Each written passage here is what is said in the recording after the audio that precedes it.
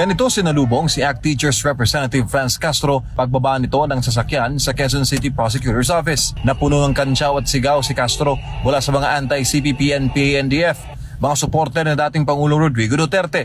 Kaya ang mga makakaliwang miyembro ng ACT Teachers pahiya sa mga supporter ni FPRRD. Maaga ang mga supporter sa Quezon City bilang suporta sa paghahain ng counter affidavit ng kampo ng dating presidente. Sagot ito sa reklamong isinampa ng mga kaliwang si Castro laban sa dating Pangulo. Kaya umaga pa lang, hataw na sa mini rally ang die-hard Duterte supporters.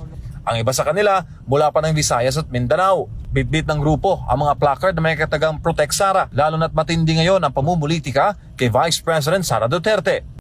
Nandito lang kami para magbigay ng suporta sa ating dating Pangulong Rodrigo Roa Duterte doon sa hinain na kaso laban sa kanya. Hinahangaan ko siya noon pa, kinampanya ko siya. Ngayon lang ulit nagkaroon ng paggalaw ang Duterte supporters. Sa adang grupo, milyon-milyon sila sa buong Pilipinas na nagmamasid sa performance sa kasalukuyang pamahalaan. At ngayon may pitik ang dating Pangulo sa paggasta ng pera sa Kamara ay open the books ang hamon nila sa mga kongresista.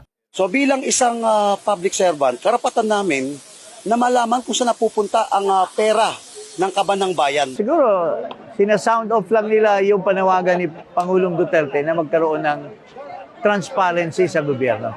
Umaasa ang supporters na hindi patitinag ang dating Pangulo sa pambibira ng mga makakaliwa. Buo rin daw ang suporta nila kay VP Sara ano man ang mangyari.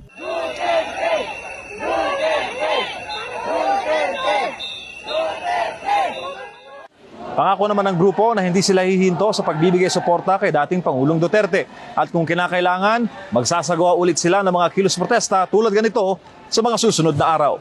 Para sa Diyos at sa Pilipinas kong mahal, MJ Mondihat, SMNI News.